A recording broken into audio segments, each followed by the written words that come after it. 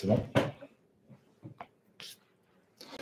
Bonsoir, mesdames, messieurs. Merci de vous être connectés nombreux pour cette conférence qui est donnée quelques jours du 11 novembre, du 106e anniversaire du 11 novembre, organisée par le pôle formation du Rassemblement national. Cette conférence, elle porte un titre que j'ai choisi pour vous et elle évoque un point assez peu évoqué. Il n'y a pas une riche bibliographie sur ce thème. Comment la Grande Guerre des Français, alors pourquoi la Grande Guerre? Vous savez que les Français, après la guerre de 14-18, ont eux-mêmes appelé cette guerre la Grande Guerre. De la mort à la mémoire, et c'est vrai que la bibliographie est extrêmement faible, autant on sait tout sur tout un tas d'aspects de la Première Guerre mondiale, mais cette idée que la France va connaître une situation complètement inédite, une mort de masse, on parlera même d'hécatombes tout à l'heure, et que ces hécatombes, qui constituent un immense sacrifice, vont constituer une mémoire qui est toujours bien vivante aujourd'hui. À l'occasion du 11 novembre, on s'en apercevra. Alors, je vous demande tout d'abord d'introduire cette conférence par ce dessin. Je vous demande de regarder attentivement ce dessin. Ce dessin a été publié le 9 novembre 1918 dans un quotidien qui s'appelait L'Écho de Paris. Et puis le 11 novembre 1918, il a été publié dans le grand magazine L'Illustration. Et regardez ce dessin d'Abel Febvre, un grand dessinateur de l'époque. Et regardez surtout la légende de ce dessin et ce que dit la petite fille. La petite fille et sa maman, ils sont sur la tombe d'un poilu. On reconnaît bien le casque Adrien qui est sur la croix. Et cette phrase terrible de la petite fille, « Papa sait-il qu'on est vainqueur ?» Et effectivement, ce dessin, je l'ai choisi en introduction parce qu'il résume parfaitement ma problématique. J'ai envie de dire que tout est réuni dans ce dessin. On voit les destructions à l'arrière, on voit une veuve, une orpheline, et on voit que la France a gagné la guerre. Et on le sait dès le 9 novembre 1918 que la France a gagné la guerre, mais bien évidemment, immédiatement, on voit que le pays rentre dans un deuil qui, probablement, aujourd'hui, n'est pas achevé. Papa, sait-il qu'on est vainqueur? Alors, les grandes questions de ma problématique que nous allons aborder ensemble ce soir sont les suivantes. Quels sont les grands chiffres de cette hécatombe? Je veux insister là-dessus dans une première partie parce que on ne se rend pas compte aujourd'hui ce qu'a pu être pour les Français, cette mortalité de masse, cette hécatombe dont je vais vous donner certains chiffres que vous connaissez et d'autres qui sont effrayants que vous ne connaissez pas. Quelle forme va prendre le deuil des Français dès le 1er août 1914, dès le début de la guerre, car on va voir que la mort de masse va commencer dès les premiers jours de la guerre. Et je vais me placer délibérément du côté des Français. Ne comptez pas ce soir que je vous fasse un cours sur la Première Guerre mondiale, les grandes opérations militaires, les protagonistes, les belligérants. Ce n'est pas du tout mon propos. Moi, je vais me placer du côté des Français, souvent des civils, pour voir comment on a vécu cette période absolument inattendue dans l'histoire de France, qui était cette mortalité de masse. Et dernière question, en quoi ce deuil qui va frapper toute la France, pourquoi il est inachevé finalement? La France n'a pas fini son deuil de cette Première Guerre mondiale. Et pourquoi ce deuil est-il un élément constitutif de la mémoire nationale? Alors, j'organise ma conférence en trois parties. Voilà un plan très scolaire qui vous rappellera vos cours au collège ou au lycée. Un plan en trois parties. Premièrement, j'évoquerai la mort de masse qui va frapper dès les premiers jours de la guerre. Et cette mort de masse qui va frapper dès les premiers jours de la guerre, elle va être à l'origine d'un deuil à l'arrière qui commence très tôt. Deuxièmement, je vais me placer délibérément du côté de l'arrière des civils, entre angoisse et annonce de la mort d'un proche, les civils dans la tourmente. On est loin d'imaginer comment les civils, comment l'arrière a vécu cette angoisse et cette catastrophe que fut cette Première Guerre mondiale. Et puis enfin, j'évoquerai dans une troisième partie l'immense sacrifice que les Français ont consenti, parce que nous allons voir qu'il y a un consentement à ce sacrifice et que cela a façonné notre mémoire nationale. C'est un des éléments constitutifs essentiels de notre mémoire nationale encore aujourd'hui. Alors, forcément, quand la guerre éclate le 1er août 1914, la France se lance dans ce conflit, et partout, aussi bien du côté des soldats que des civils, on pense que la guerre va être extrêmement courte. On a des témoignages, on nous dit les soldats, on va être rentrés pour finir les moissons, on va être rentrés pour les vendanges. On pense que rapidement, on va gagner cette guerre, qu'on sera rapidement à Berlin, et que finalement, tout ceci est une question de semaines, quand on prend effectivement un certain nombre de batailles d'autrefois, effectivement, des batailles qui duraient une journée.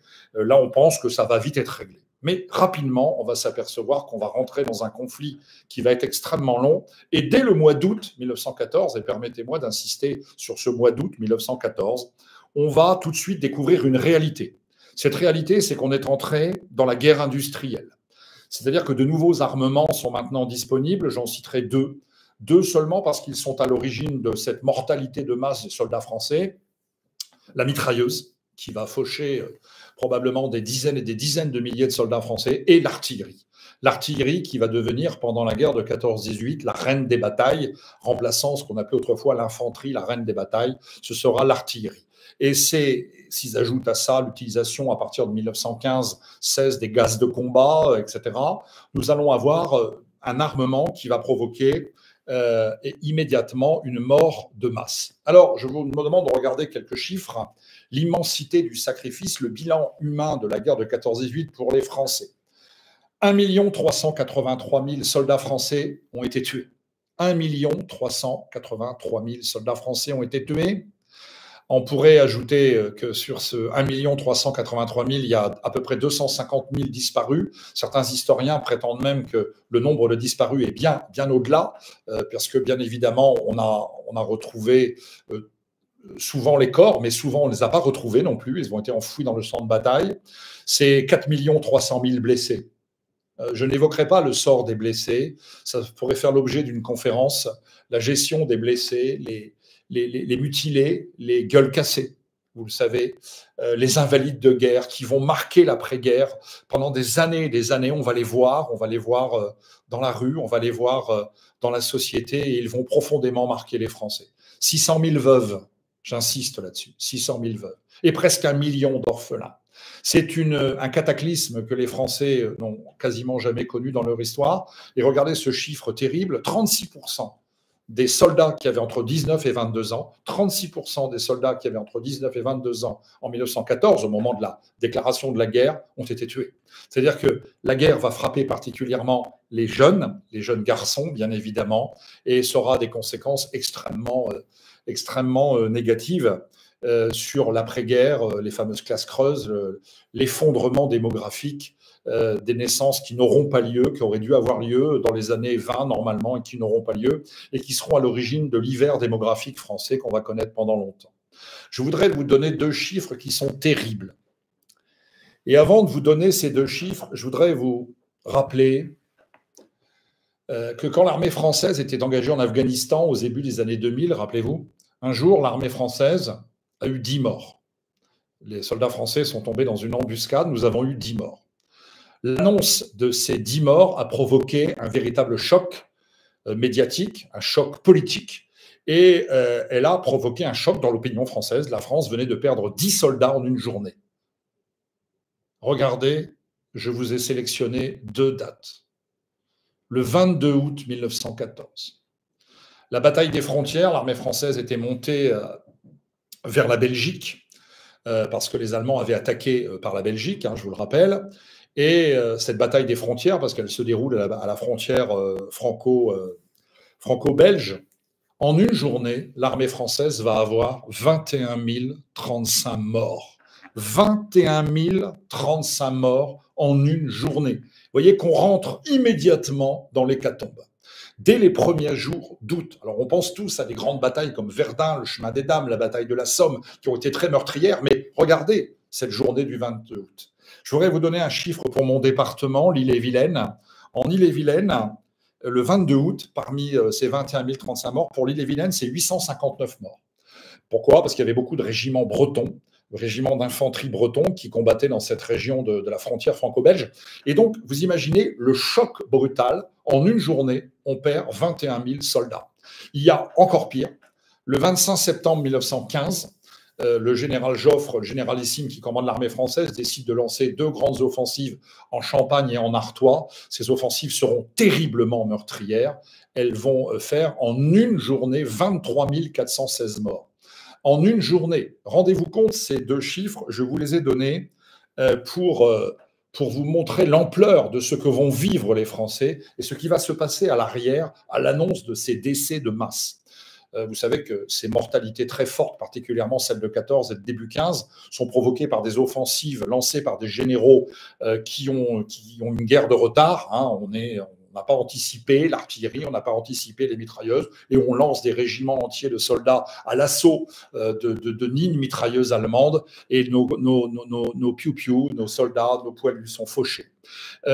Ça provoquera d'ailleurs un choc politique en France et un choc militaire. 80 généraux seront limogés. Vous savez pourquoi on dit limogés? Parce qu'ils ont été mutés souvent dans la région de Limoges. Ça donnait l'expression être limogé. On a finalement destitué 80 généraux, mais Joffre, qui est l'un des responsables de ces grandes offensives, lui, parce qu'il a des appuis gouvernementaux très importants, attendra encore quelques temps avant d'être limogé. Alors, je voudrais vous donner d'autres chiffres. Les pertes françaises par année. 1914, 320 000 morts, 1915, 349 000 morts, 1916, 259 000 morts, 1917, 164 000 morts et 1918, 235 000 morts. Si je vous posais une question, mais vous ne pouvez pas me répondre, donc je vais poser la question et je vais y répondre. Quelle est l'année la plus meurtrière? Eh bien, c'est 1914.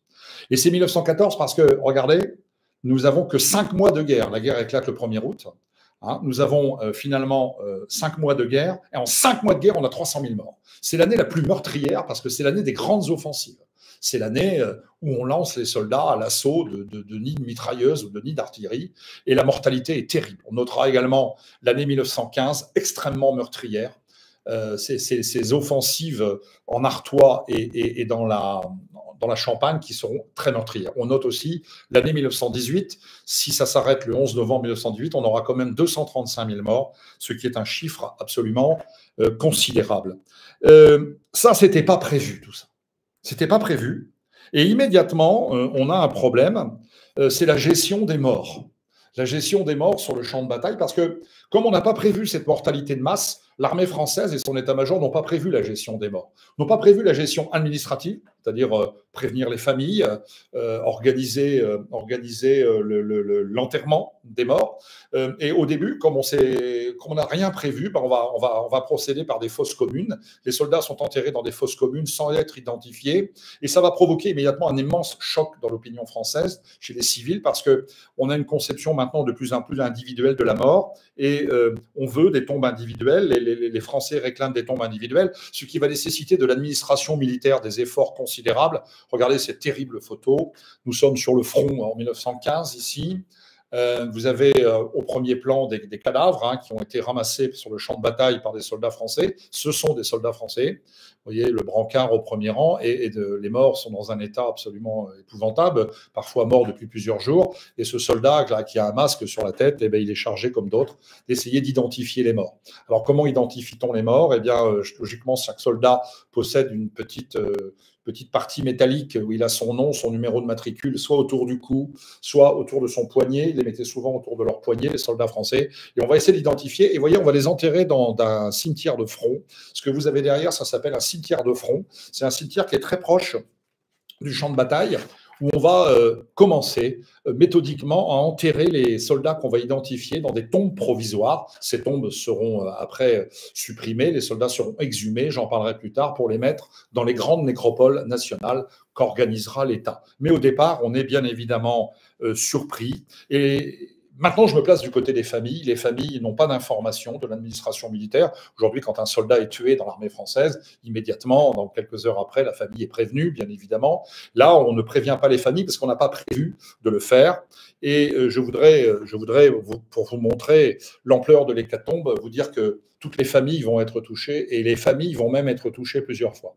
On est en Bretagne ici, nous sommes à Saint-Malo. Vous connaissez le granit breton. Et vous avez cette plaque à Saint-Malo. Ici ont vécu les 6 frères Ruellan, morts pour la France. Vous avez 6 frères d'une même famille tués pendant la guerre de 14-18. Je vais vous dire un mot sur cette famille parce que je me suis intéressé à elle. Une famille très catholique, plutôt conservatrice de Saint-Malo. Le père était armateur, grande profession sur le port de Saint-Malo. Ils avaient 10 enfants. Ils vont en perdre 6 pendant la Première Guerre mondiale: Julius, Louis, André, Bernard, Berchmann et Henri. Permettez-moi de prononcer leurs noms parce que moi, je considère que lorsqu'on dit à haute voix, comme on le fait le 11 novembre normalement, le nom des poilus tués, on les fait un peu revivre, on fait renaître leur mémoire. Un des frères, je crois que c'est Julius, était prêtre assez âgé. Il a quitté sa paroisse pour s'engager parce que c'est une famille très patriotique. Vous avez une famille comme celle-là qui a 6 morts. Il faut gérer ça dans une famille quand la guerre s'arrête. 6 frères, 6 tués. Vous remarquez que certains sont assez âgés. Ils n'ont pas 20 ans parce que ces frères, ces ruellants, qui étaient très patriotes, se sont réengagés dans l'armée. Je voulais vous évoquer cette famille parce que toutes les familles vont être touchées. On a tous, chez nos ancêtres, des gens qui ont été tués pendant la guerre de 14-18. Il suffit de faire une petite recherche et on trouve facilement. Toutes les communes sont touchées. Alors forcément, certaines batailles sont particulièrement meurtrières. Je ne les évoquerai pas ici. La bataille de Verdun, 163 000 soldats français sont morts à Verdun pour qu'ils ne passent pas.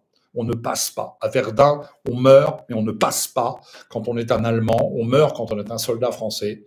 On va connaître une des plus grandes batailles de la Première Guerre mondiale qui appartient au patrimoine français, à la mémoire nationale. Bien sûr, le chemin des Dames en 1917, au mois d'avril 1917. C'est encore Joffre, le général Nivelle, qui a remplacé Joffre, va renouer avec des offensives stupides, provoquant d'ailleurs des mutineries sur le front du chemin des Dames. Les soldats se mutinent non pas parce qu'ils veulent la fin de la guerre, mais ils veulent une guerre qui n'envoie pas des soldats mourir bêtement. Et d'ailleurs, le général Nivelle sera limogé, lui, à son tour aussi, et sera remplacé par le général Pétain qui commandera les troupes françaises, l'ensemble des troupes françaises jusqu'à la fin de la guerre, avec le général Foch qui deviendra le généralissime de toutes les armées alliées. Alors, l'impact de cette hécatombe, il faut bien comprendre une chose que je ne développerai pas ici, mais qui est très importante.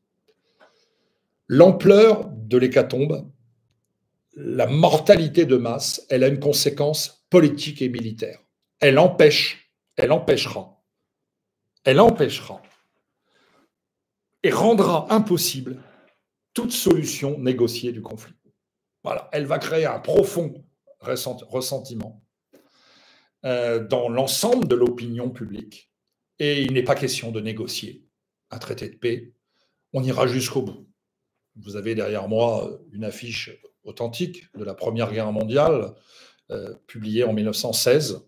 Vous avez ce slogan qui est au-dessus du poilu, on les aura. On les aura, mais on ne négociera pas parce qu'on a eu tellement de morts, on a déjà tellement souffert que ce n'est pas possible qu'on négocie. Et ça, c'est une conséquence grave parce qu'il y aura pendant la Première Guerre mondiale, vous le savez peut-être, des tentatives de négociation, particulièrement de la famille de Habsbourg, particulièrement du pape Benoît XV. Mais toutes ces négociations échoueront parce qu'il y a un profond ressentiment qui a été créé par cette hécatombe de masse. Ma deuxième partie, je vais maintenant me placer du côté des civils. Entre angoisse et annonce de la mort d'un proche, les civils plongés dans la tourmente. Alors, on a tous une image d'Épinal qui a été relayée parfois par le cinéma. Cette image d'Épinal, je vais l'écorner un petit peu, je vais la détruire un petit peu. Cette image d'Épinal, c'est le maire, accompagné du garde champêtre, qui frappe à la maison pour apporter ce qu'on appelait la mauvaise nouvelle. C'est-à-dire le maire qui a été contacté par l'administration militaire en tant que détenteur de l'état civil de sa commune, qui vient annoncer à la femme et à ses enfants la mort du soldat. C'est une image qu'il faut énormément nuancer parce que dans la réalité, le maire annonce rarement la mort, il vient simplement l'officialiser. Parce que dans la réalité, dans la plupart des cas, les familles soit étaient au courant de la mort, je vais vous dire comment, soit sans doute. Tout passe par la correspondance. Vous savez que pendant la Première Guerre mondiale, je vais vous donner un chiffre aussi incroyable, il y a eu 4 milliards de lettres décrites entre les soldats et l'arrière, les civils. La lettre était le seul moment de bonheur, de plaisir du soldat quand il avait des nouvelles de sa famille. Et vous imaginez l'angoisse des mères de famille, des enfants, quand ils recevaient une lettre de leur soldat. C'était la preuve, premièrement, qu'il était vivant. Alors pourquoi je vous parle de ça? Parce que le premier signe qui fait comprendre aux familles qu'il y a peut-être un drame, c'est qu'on ne reçoit plus de lettres. Les soldats écrivaient quasiment tous les jours, sauf que quand ils étaient en première ligne, où là on ne pouvait pas écrire, mais quand le soldat le pouvait, il écrivait tous les jours. Et au bout d'une semaine, 2 semaines, alors la poste marchait magnifiquement bien à l'époque, permettez-moi de le dire, et c'était une administration particulièrement performante. Et le premier signe, c'est l'absence de nouvelles. 1 semaine, 10 jours, on n'a pas reçu de lettre de papa, on n'a pas reçu de lettre de mon mari. C'est le début de l'angoisse. Je parle d'angoisse et j'essaye de vous transmettre ce que ressentaient les gens. L'angoisse, c'est pas normal, il se passe quelque chose. Deuxième signe plus inquiétant, c'est que la lettre qu'on a envoyée à son soldat est retournée par l'administration militaire avec la mention « le destinataire n'a pu être atteint ». C'est un tampon que le vaguemestre, vous savez, le vaguemestre, c'est celui qui gère le courrier dans les régiments français, la mère de famille ou la femme reçoit une lettre, sa lettre qu'elle a envoyée, et ça commence à terriblement inquiéter forcément dans la famille. C'est la deuxième raison. Et puis, il y a 3 possibilités qui s'offrent à ce moment-là, parce qu'il y a toujours l'espoir qui est là. Soit le soldat est blessé, il a été emmené dans un hôpital militaire, un hôpital de front, ou à l'arrière. Vous savez que la France, ça serait l'objet d'une belle conférence aussi, va se transformer pendant la Première Guerre en hôpital géant. Toutes les communes, même à 800 km du front, vont accueillir des blessés par un réseau ferré absolument extraordinaire pour l'époque, qui marche aussi à l'époque très bien. Eh bien, les soldats sont emmenés à l'arrière dans des hôpitaux militaires. Et bien évidemment, on espère qu'il va être blessé. Mais s'il est blessé, on espère avoir des nouvelles. Il peut être aussi prisonnier. Il y aura des centaines de milliers de soldats prisonniers. Et là, on n'a pas de nouvelles. Alors donc, on espère qu'il est blessé ou on espère qu'il soit prisonnier. Ou alors, il a été tué. Et ça, c'est l'angoisse. Et arrive le cas le plus fréquent. C'est que dans la réalité, la famille est mise au courant du décès par un camarade du soldat tué. Parce que les soldats savaient que leur mortalité était probable sur le front et c'était tous organisés. Si je meurs, tu envoies une lettre et mes papiers, mon alliance, mon crucifix que j'ai autour du cou, tu l'enverras à ma femme à telle adresse. Et il y a eu des centaines de milliers de familles françaises qui ont appris le décès par une lettre d'un camarade. Alors souvent, c'est un petit paquet aussi où le soldat a pu récupérer sur le corps de son camarade son portefeuille, ses papiers, c'est son alliance, et qu'il envoie bien évidemment à la veuve, puisque maintenant on peut parler de la veuve, mais il s'est passé déjà de nombreuses semaines, voire de nombreux mois. Et je voudrais vous citer un cas qui est très proche de moi. Dans le village où je vis, en Bretagne, il y avait un soldat qui s'appelait Charles Maridor, qui était donc originaire d'un petit village breton. Et il était sergent au 316e régiment d'infanterie, classe 1904. Et on a su par la suite qu'il a été tué le 9 septembre 1914. Donc il a été tué très tôt dans l'Oise. Mais le problème, c'est que l'administration militaire n'a pas communiqué parce que son corps a été perdu probablement. Sa mère pendant toute la guerre, sa mère qui était marraine de guerre, infirmière, sa mère a cherché des nouvelles de son fils pendant 4 ans et demi. 4 ans et demi. Elle a écrit des centaines de lettres à l'administration militaire, aux hôpitaux militaires, partout, pour avoir des nouvelles de son fils, dont elle n'a eu aucune nouvelle. Elle a eu confirmation par l'administration militaire française que le 7 juin 1920, rendez-vous compte, qu'il était effectivement décédé, qu'on avait retrouvé son corps, il avait été enterré dans un cimetière provisoire et que son corps serait rapatrié aux frais de l'État dans sa commune où il repose aujourd'hui, dans le cimetière communal. Le drame de cette mère de famille qui, pendant pratiquement 5 ans, n'a pas de nouvelles de son fils, elle n'a pas non plus l'officialisation de sa mort. C'est le drame de centaines de milliers de femmes françaises. C'est le drame de tous ces Français qui connaissent ce deuil. Alors, nous sommes face à une situation qui est unique. Le pire va être pour les familles de commencer, d'une France qui reste très catholique à l'époque, de faire un deuil sans corps. parce que même quand on apprend la mort de son mari, de son père, de son frère, eh bien, se pose le problème du corps. L'État français va interdire les exhumations jusqu'en 1920. C'est-à-dire qu'on n'a pas le droit d'exhumer les corps qui ont été enterrés dans des cimetières provisoires. Mais comme ces cimetières provisoires sont situés très près du front, vous imaginez bien que même quand on a averti la famille que le soldat était enterré dans telle commune près du front, souvent la situation militaire qui pouvait être fluctuante dans la région interdisait bien évidemment toute visite. Et va être prise la décision par l'État de regrouper toutes les sépultures dans des grandes nécropoles. Et il faut reconnaître que le gouvernement français, à cette époque-là, va prendre un certain nombre de lois qu'il faut reconnaître. Le 29 décembre 1915, le gouvernement français va voter une loi. Je vous en parle parce qu'elle est toujours d'actualité.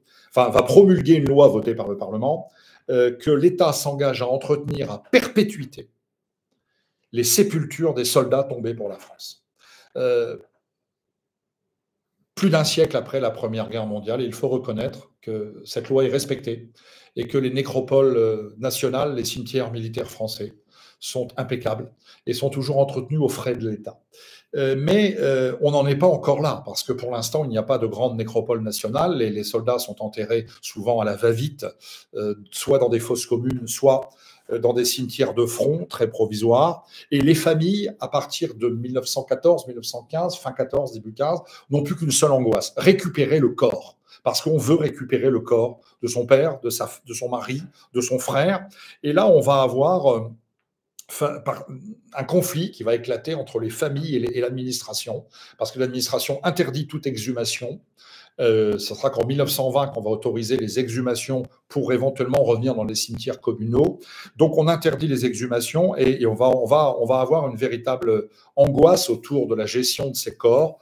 Des familles vont se lancer dans des recherches, vont faire appel à des sociétés qui se créent, des entreprises pour retrouver le corps, vont payer des entreprises pour retrouver le corps de leurs défunts. Il y aura même des exhumations clandestines, hein, on le sait, qui seront faites par les familles qui payent des gens pour aller exhumer le corps et le ramener dans le caveau familial. On peut signaler aussi que les cimetières militaires du front vont être identifiés par les guides Michelin. Sachez que Michelin, qui édite des guides, va éditer en 1917 le premier guide des champs de bataille de la guerre de 14-18, qui va être à l'origine de ce qu'on appellera à la fin de la guerre et après la guerre un tourisme de guerre. Ce qu'on appelle un tourisme de guerre, c'est aller voir où papa est mort, c'est d'aller voir où il a été enterré, etc. Et Michelin va aider beaucoup ces familles en situant les différents endroits, etc. Ça va être un débat très houleux entre les familles et l'État. Et finalement, au lendemain de la guerre, l'État autorisera... parce que l'État, au départ, veut enterrer les morts dans des nécropoles nationales entretenues par l'État. Et là, on a un problème, c'est que beaucoup de familles ne refusent cela. Alors, il y aura tellement de débats qui animeront le Parlement, l'Assemblée nationale, que finalement, il y aura quand même 240 000 corps de soldats français qui seront restitués aux familles. C'est pourquoi certains soldats de la Première Guerre mondiale reposent dans le caveau familial, souvent. 240 000 soldats reposent dans le caveau communal, le caveau du cimetière du village ou de la ville, etc. Et d'ailleurs, il y aura une loi en 1920 qui sera votée par l'Assemblée nationale qui autorisera ces rapatriements de corps aux frais de l'État, qui payera l'exhumation, la mise en bière et le transport du corps. Alors, quand le corps arrive dans le village ou dans la ville, dans les années 20, 21, 22, c'est un véritable élan populaire. Tout le quartier est là, toute la ville, toute la commune est là. La foule attend le cercueil à la gare et l'accompagne avec le prêtre dans le cimetière communal. Mais ça concerne que 240 000 soldats sur les 1 383 000. Sachez qu'il y a environ 250 000 soldats qui reposent encore aujourd'hui dans la terre de France ou à la frontière de la Belgique. Ils reposent parce qu'on n'a jamais retrouvé leur corps. De temps en temps, on en retrouve. Vous avez peut-être vu il y a quelques jours à Verdun des ouvriers qui passaient des fibres optiques, je crois, sur l'ancien champ de bataille. Et bien, on a trouvé 3 corps de soldats français Là, il y a quelques jours, hein, 5-6 jours, on a trouvé 3 corps de soldats français.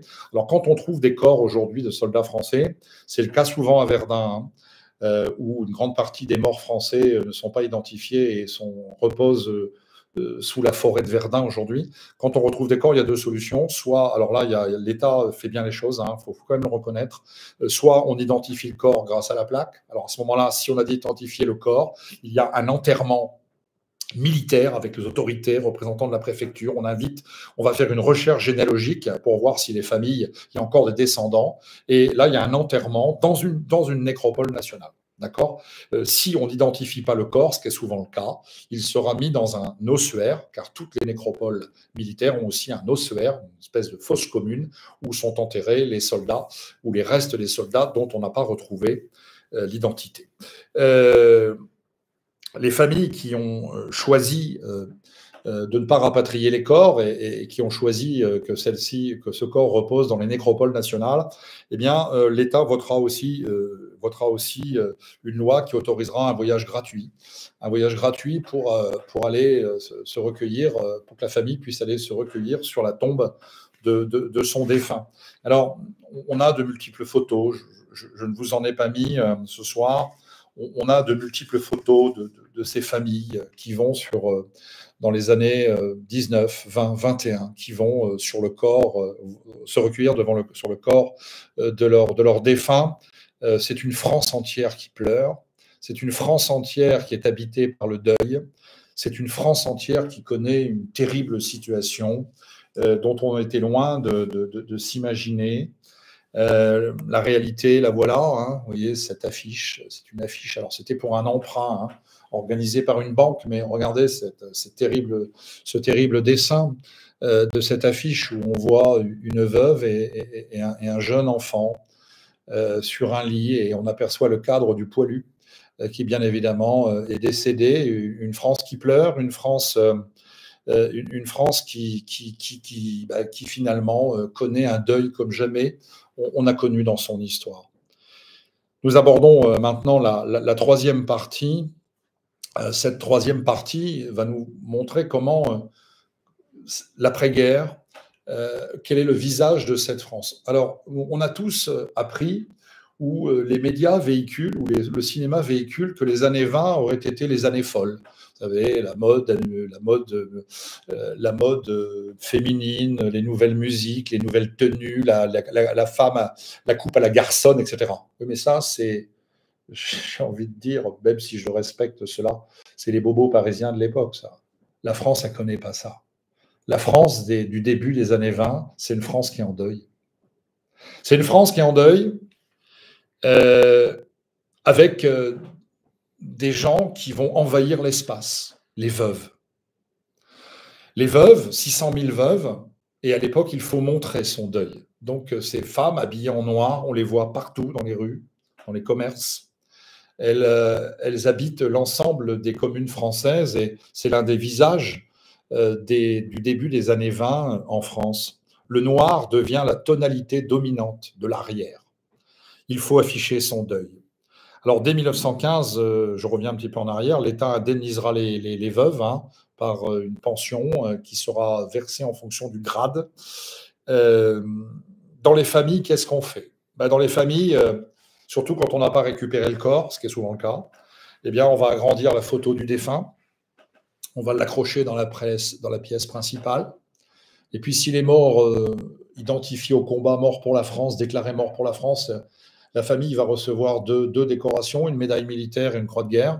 Et on va créer ces petits cadres qu'on va mettre sur la cheminée, comme de véritables reliques, où on aura la photo de son défunt avec ses médailles, les batailles auxquelles il a participé. Bien évidemment, des messes seront dites partout en mémoire des défunts. Des spectacles sont organisés, des collectes de fonds pour aider les familles. On organise des journées nationales, l'État organise, le Parlement, il y a des journées nationales du Parlement.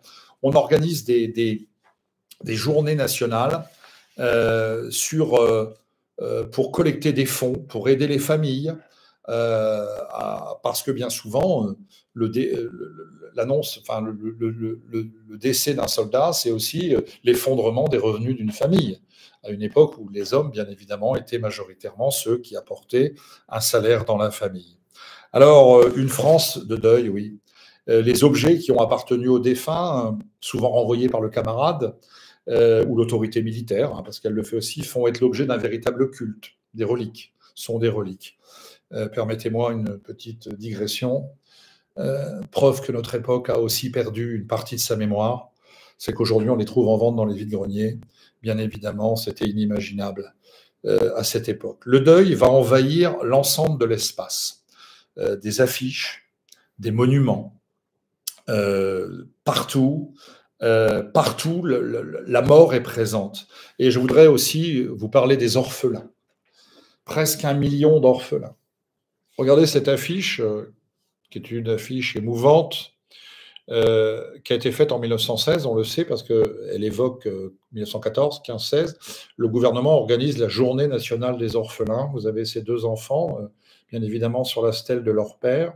Et là, il y a des dons et des souscriptions doivent être adressées au siège social du comité des orphelins. Et les orphelins vont être une véritable réalité pendant la guerre et après la guerre de cette France. C'est là que sont créés les grands orphelinats. On les voit passer, les orphelinats, parce que je vais vous raconter une belle histoire. L'honneur de la France, vous connaissez, et la France est le seul pays qui a été embarqué dans cette guerre, qui a voté le 27 juillet 1917.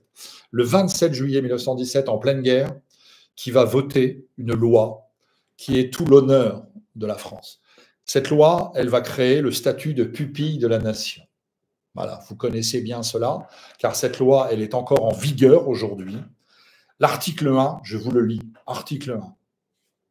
La France adopte les orphelins dont le père a péri au cours de la guerre. La France adopte les orphelins dont le père ou le soutien de famille a péri au cours de la guerre. Et on va créer cet office national des pupilles de la nation. Vous savez que Jean-Marie Le Pen était lui-même pupille de la nation, son père étant mort dans un autre conflit.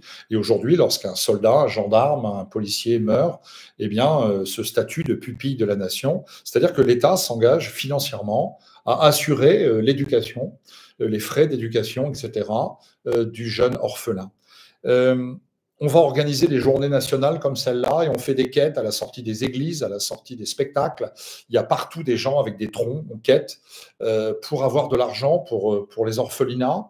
Et d'ailleurs, on remet une petite insigne qu'on peut encore trouver aussi aujourd'hui dans les brocantes ou les vides-greniers ou dans les familles qui les ont conservées. C'est la preuve et on les mettait à sa boutonnière pour bien montrer qu'on avait financé l'œuvre des orphelins. On est loin d'imaginer ce visage de la France de l'après-guerre parce que c'est dans l'intimité des familles, mais c'est aussi bien évidemment dans la rue, sur les places que ce deuil immense est présent. Bien évidemment, l'État va lui aussi orchestrer ce deuil. L'État va, vous le savez, par exemple, et permettez-moi de vous raconter l'histoire parce que c'est intéressant de le savoir, il y a tellement de soldats qui sont morts, qui sont non identifiés, que l'État va prendre la décision d'honorer tous les morts par un soldat inconnu, dont on prend la décision qu'il sera enterré sous l'Arc de Triomphe à Paris, l'Arc de Triomphe construit par Napoléon Ier, sous ordre de Napoléon Ier, terminé sous Louis-Philippe, et qu'on va inhumer sous l'Arc de Triomphe la dépouille d'un soldat inconnu. Et que la nation, à perpétuité, rendra hommage à ce soldat inconnu et à travers lui à tous les morts de la guerre, aux 1 383 000 morts. Le choix du soldat inconnu est particulièrement émouvant. On va prendre 8 cercueils de soldats de 8 points du front en France, de la Belgique à la Suisse. On va prendre 8 sites de grandes batailles. On va prendre des cercueils de soldats qui n'ont pas été identifiés. On va les mettre dans la citadelle souterraine de Verdun. Et on va demander à un soldat qui s'appelle Tain, THIN, en présence de toutes les autorités de la République. On va lui demander de déposer un bouquet de fleurs sur l'un des 8 cercueils. Cérémonie très émouvante. Et ce soldat, embarrassé par le choix qu'il doit faire, parce qu'il sait qu'immédiatement le corps sera transporté à Paris, eh bien, va déposer le bouquet de fleurs sur le 6e cercueil. Et quand on lui demandera pourquoi a-t-il choisi le 6e cercueil, il dira parce que j'appartiens au 132e régiment d'infanterie. J'ai simplement fait 1 + 3 + 2, ça fait 6. Et donc, j'ai pris le 6e cercueil. Le 9 novembre 1920, le corps est donc choisi et emmené à Paris. Il sera veillé pendant de longs mois et il sera inhumé sous l'Arc de Triomphe. Le 28 janvier 1921, l'État décide donc de célébrer, de rendre hommage aux soldats et de rendre hommage à ce soldat qui représente finalement tous les soldats. Et puis, vous le savez, dans chaque commune, il faut rendre hommage aux morts. Et le nombre de familles qui n'ont pas de tombe est tellement important, compte tenu du nombre des disparus, compte tenu du fait qu'on n'a pas encore rapatrié les corps, on va créer une sorte de tombeau collectif qui va s'appeler le monument aux morts. Et ces monuments aux morts, vous le savez, vont être construits dans les années 20. Ça va être un espace sacré. Et partout, on va élever ces monuments aux morts dans nos communes qui sont encore aujourd'hui, premièrement, le centre de cérémonies patriotiques et qui sont, je vous le dis clairement, l'un des 3 symboles de l'identité de la France particulièrement des villages. L'église, la mairie et le monument aux morts. Voilà. Ces 3 monuments incarnent bien notre pays, incarnent son histoire, incarnent sa mémoire. Et ces monuments aux morts, ils vont être souvent financés par souscription. Ils sont financés par souscription. Ils sont plus ou moins grands, plus ou moins beaux. Il y a parfois dans des petites communes, très pauvres, ce sont une simple stèle. Parfois, on va faire appel à des sculpteurs renommés. Je pense à Maxime Réal del Sarté, qui va, par exemple, faire le célèbre monument de Rouen, qui finalement sont le tombeau collectif de la commune. L'inauguration des monuments aux morts, c'est quelque chose dans l'année d'après-guerre. Nous sommes ici en 1920 à Lignolles, petite commune du Morbihan en Bretagne. Vous voyez, ce monument aux morts, il n'est pas très grand, hein, il est sur la droite de la photo, mais on aperçoit quand même la liste interminable des morts de la commune. Hein. Voilà. Et tout le village est là, voilà, dans une cérémonie émouvante qui dure des heures. On inaugure le monument aux morts, tout le village est là, et dans toute la France, ces cérémonies, il va y en avoir des dizaines de milliers, puisqu'il y a 36 000 communes encore à l'époque. C'est un grand moment, et dans les années qui suivent la Première Guerre mondiale, dans les années 20, les années 30, les cérémonies au monument aux morts se multiplient avec des foules considérables. On a bien évidemment les veuves, les orphelins au premier rang. On a les soldats qui sont revenus, parce que beaucoup de soldats sont aussi revenus, ne l'oublions pas, qu'on appelle les anciens combattants. En 1920, les anciens combattants, ça fait du monde autour d'un monument aux morts. Hein. Ça fait des millions de personnes. Voilà, hein, ces anciens combattants. Mais vous voyez, je vous montre ces photos pour vous montrer à quel point le deuil, la commémoration, envahit l'espace comme jamais dans l'histoire de France. Ces monuments aux morts sont parfois l'objet de polémiques. À quel endroit on le met? Alors, on l'a mis trop près de la mairie, on l'a mis trop près de l'église, pensent certains, etc. Il y a des polémiques, on le sait, par les délibérations du conseil municipal, mais on finit par trouver des solutions. Et puis dans les églises, les paroisses veulent aussi honorer les morts. Et on va trouver, regardez attentivement quand vous allez dans votre église de village ou de ville, vous avez souvent, la paroisse rend hommage aux morts, vous avez en général une grande stèle avec la liste des morts de la commune. Vous voyez tous ces monuments qui envahissent partout l'espace public. À Verdun, on va construire le formidable monument de la Victoire, où Marine Le Pen a prononcé un admirable discours pour le 100e anniversaire de la bataille de Verdun. Partout, on organise, on orchestre cette France curieuse des années 20, 21, 22, 23, cette France qui a vécu une hécatombe humaine Dans les églises aussi, on a des vitraux qui évoquent la Grande Guerre dans beaucoup d'églises. Regardez ça attentivement.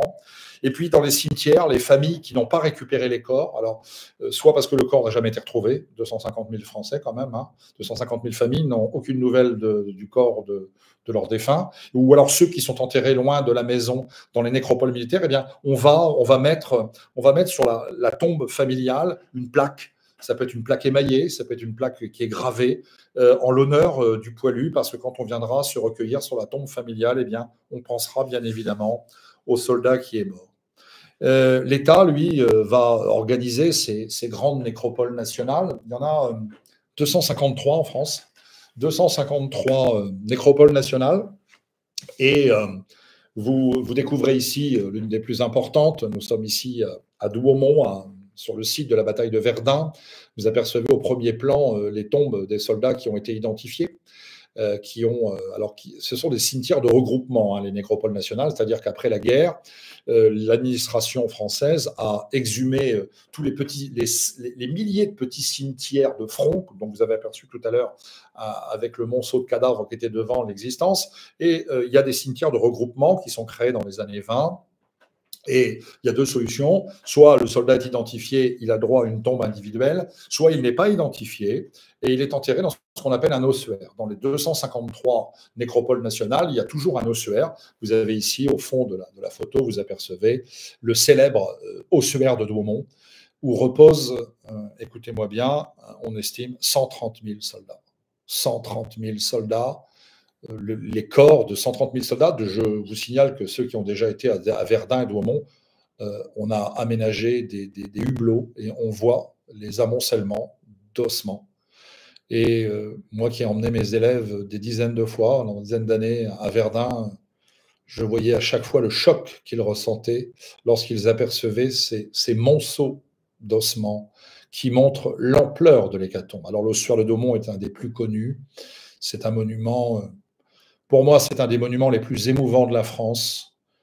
Quand on rentre dans l'ossuaire de Douaumont, on rentre dans cette immense cathédrale, cette voûte, où on sait l'immense sacrifice qu'ont consenti les soldats français et leurs familles. Dans tous les cimetières de France, il y a ce qu'on appelle des petits carrés militaires. Alors des fois, on tombe des tombes de 5-6 tombes militaires, entretenues aussi par l'État, dans les cimetières communaux. Alors, que font-ils là? Ce sont souvent des blessés qui sont morts. Vous savez, ces fameux blessés qu'on a rapatriés derrière le front, partout dans toute la France. Et puis, souvent, les blessés ne guérissaient pas de leurs blessures et mouraient dans un hôpital militaire, parfois à 800 km de là où ils étaient morts. Et ils étaient souvent enterrés dans le cimetière communal. Et l'État entretient également. Je voudrais que vous regardiez cette photo parce que au pied de chaque croix, vous avez un rosier. Alors ça, c'est une belle histoire aussi. Enfin, une belle histoire. Vous comprenez ce que je veux dire. Le gouvernement français a pris la décision donc d'entretenir à perpétuité ces nécropoles nationales, mais aussi de planter au pied de chaque tombe, dans toutes les 253 nécropoles nationales, un rosier qui s'appelle le rosier polyantha, une variété de rosier. Alors pourquoi on a choisi ce rosier? Parce qu'il a une particularité, c'est que ce rosier fait beaucoup de fleurs au mois de novembre. Au moment du 11 novembre, on est certain que partout, les tombes de nos soldats seront fleuries. C'est des petites anecdotes, mais que je vous transmets avec émotion parce que ça traduit quand même comment la France et nos gouvernements, quels qu'ils soient à l'époque, on avait quand même si ce n'était pas de notre famille politique, d'autres gouvernants à l'époque quand même. Cette histoire des rosiers qu'on plante partout pour qu'ils soient en fleurs le jour du 11 novembre au pied de nos tombes. Alors ces nécropoles nationales, elles sont partout, organisées de la même façon. On pourrait citer Notre-Dame de Lorette, bien évidemment, une des plus grandes nécropoles nationales dans les Hauts-de-France, celle de Verdun, mais partout. Moi, il y en a une qui m'est particulièrement chère et émouvante, c'est le cimetière du Trottoir en bas de la colline des Éparges. Vous savez, les Éparges, c'est l'histoire que raconte Maurice Genevoix, qui est mort il y a peu de temps. Il y a déjà un moment, dont on a ramené le corps au Panthéon. Et Maurice Genevoix, qui a été un des plus grands écrivains de la Grande Guerre, qui a écrit Ceux de 14. Je vous conseille cet ouvrage, parce qu'à la différence d'autres ouvrages qui ont été plus ou moins romancés par certains, comme par dans de nombreux ouvrages. Lui, il a vraiment raconté ce qu'était l'enfer des soldats. Et dans ce cimetière du trottoir où il a combattu aux éparges, il a été blessé, laissé pour mort, et il s'en est sorti, est enterré son meilleur copain, le lieutenant Robert Porchon. Et quand on va au cimetière du trottoir, en général, ceux qui connaissent l'histoire de la bataille des éparges, qui est une terrible bataille en 1915, un enfer. Les éparges, c'est l'enfer. Voilà. Eh bien, on a la tombe de Robert Porchon. Et sachez que jusqu'à sa mort, Maurice Genevoix, qui était devenu académicien, se rendait tous les ans, le jour anniversaire de la mort de son copain, jusqu'à la fin de sa vie, même diminué physiquement, il se rendait sur la tombe de Robert Porchon, son copain. Donc si vous allez dans la Meuse, parce que les éparges, c'est pas loin de Verdun, c'est dans la Meuse, allez au cimetière du trottoir. Voilà. Alors, nous arrivons à la fin de notre conférence.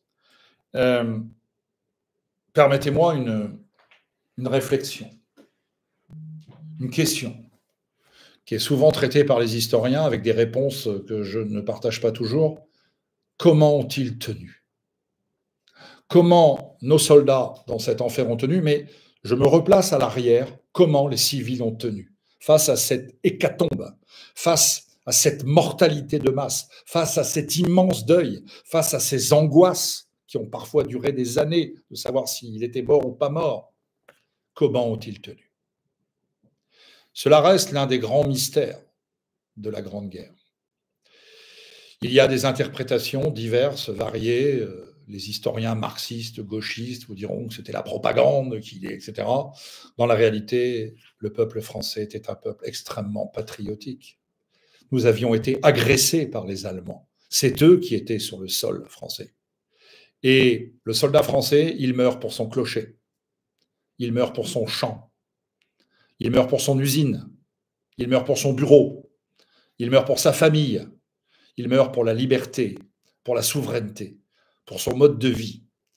Et on a un consentement. Alors ce consentement au sacrifice, ce consentement, forcément, il n'est pas compris à la fois par les manuels scolaires aujourd'hui ou par ces historiens de la Première Guerre mondiale qui restent quand même globalement très partisans. Mais il y a eu un consentement. On a accepté ce sacrifice. On a accepté ce sacrifice parce qu'on savait que c'était la France. Je terminerai ma conférence par cette affiche, éditée par le Souvenir français. Regardons-la ensemble. Souviens-toi. Il est mort pour que tu restes français. C'est sur cette image de cette veuve et ces deux orphelins sur la tombe de leur papa et de leur mari que je voudrais terminer cette conférence. Souviens-toi. Il est mort pour que tu restes français. Merci à vous tous.